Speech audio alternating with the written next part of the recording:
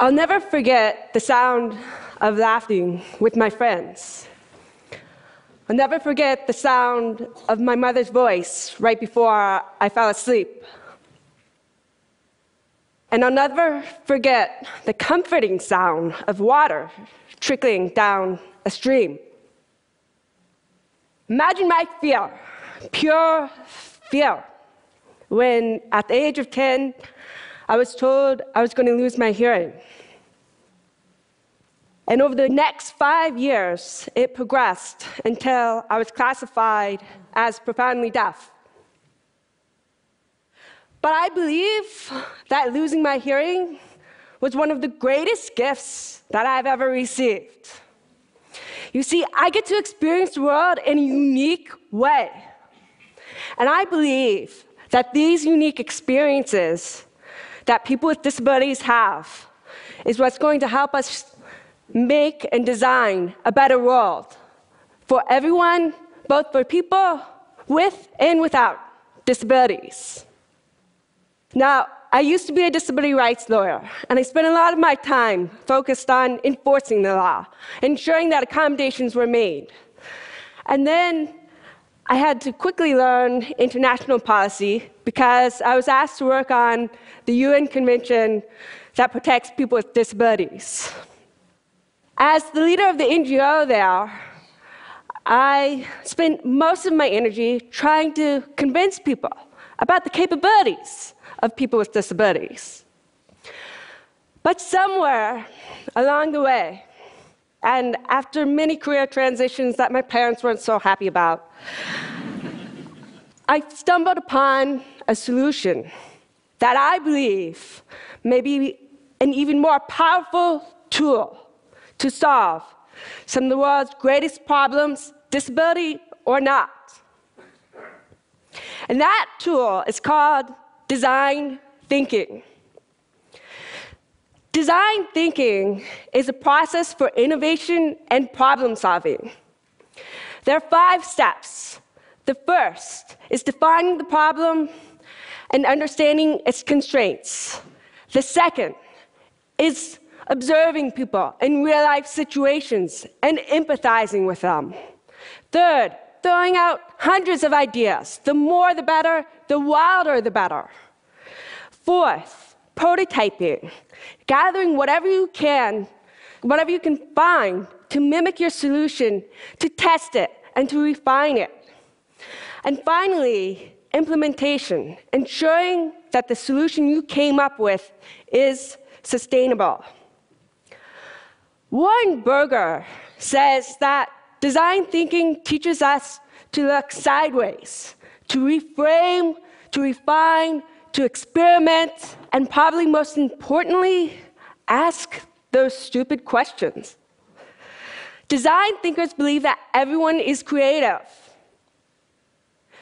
They believe in bringing people from multiple disciplines together because they want to share multiple perspectives and bring them together and ultimately merge them to form something new.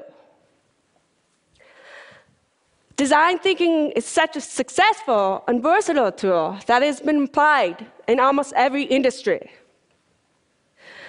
I saw the potential that it had for the issues that I faced, so I decided to go back to school and get my master's in social design. This looks at how to use design to create positive change in the world. While I was there, I fell in love with woodworking. But what I quickly realized was that I was missing out on something. As you're working with a tool, right before it's about to kick back at you, which means the piece or the tool jumps back at you, it makes a sound. And I couldn't hear this sound. So I decided, why not try and solve it? My solution was a pair of safety glasses that were engineered to visually alert the user to pitch changes in the tool before the human ear could pick it up. Why hadn't tool designers thought of this before? 2 reasons. One, I was a beginner. I wasn't weighed down by expertise or conventional wisdom. The second is I was deaf. My unique experience of the world helped inform my solution.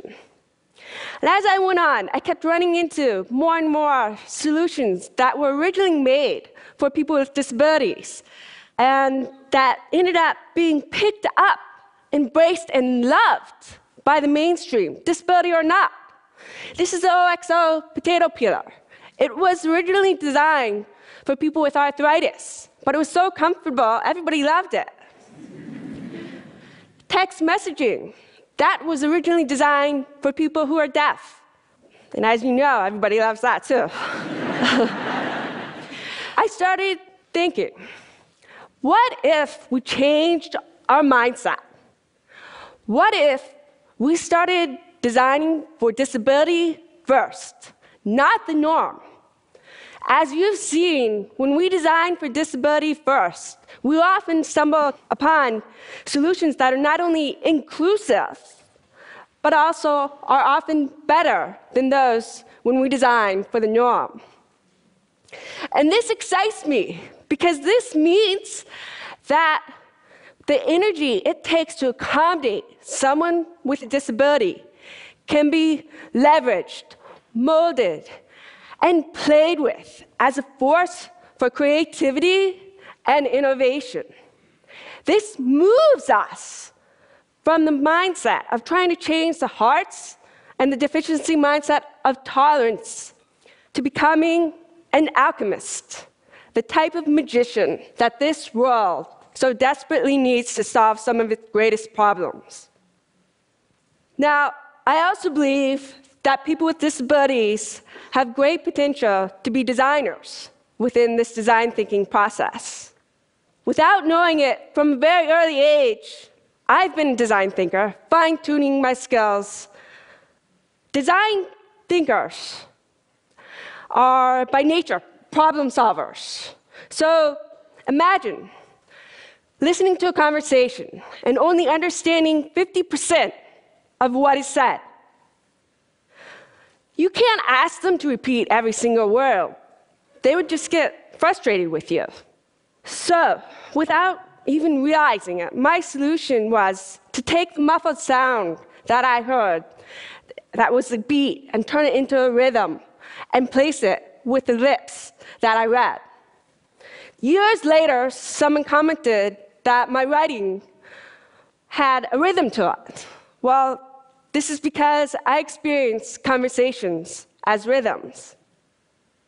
I also became really, really good at failing, quite literally. My first semester in Spanish, I got a D.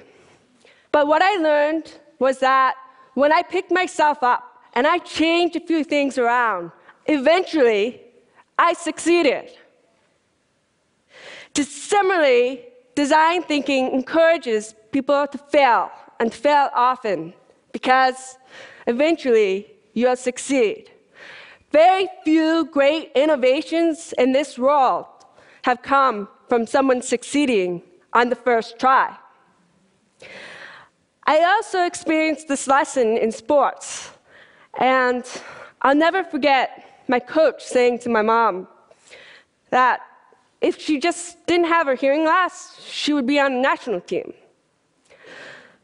But what my coach, and what I didn't even know at the time, was that my hearing loss actually helped me excel at sports. You see, when you lose your hearing, not only do you adapt your behavior, but you also adapt your physical senses. One example of this is that my visual attention span increased. Imagine a player, a soccer player, coming down the left flank. Imagine being a goalkeeper like I was, and the ball is coming down the left flank. A person with normal hearing would have a visual perspective of this.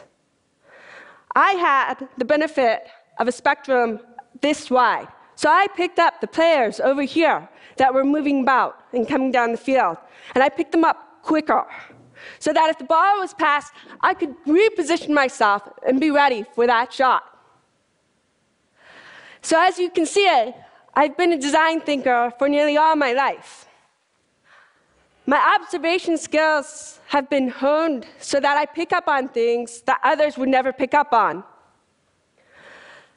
My constant need to adapt has made me a great ideator and problem solver. And I've often had to do this within limitations and constraints. This is something that designers also have to deal with frequently. Now, my work most recently took me to Haiti. Design thinkers often seek out extreme situations because that often informs some of their best designs. And Haiti, it was like a perfect storm. I lived and worked with 300 deaf individuals. They were relocated after the 2010 earthquake. But 5.5 years later, there still was no electricity. There still was no safe drinking water. There was still no job opportunities. There was still rampant crime, and it went unpunished. International aid organizations came one by one, but they came with predetermined solutions. They didn't come ready to observe and to adapt based on the community's needs. One organization gave them goats and chickens, but they didn't realize that there was so much hunger in that community that when the deaf went to sleep at night and they couldn't hear, people broke in to their yards and their homes, and they stole these chickens and these goats, and eventually they were all gone. Now, if that organization had taken the time to observe deaf people, to observe the community, they would have realized their problem, and perhaps they would have come up with a solution, something like a solar light lighting up a secure pin to put them in at night to ensure their safety. You don't have to be a design thinker to insert the ideas that I've shared with you today. You are creative. You are a designer. Everyone is.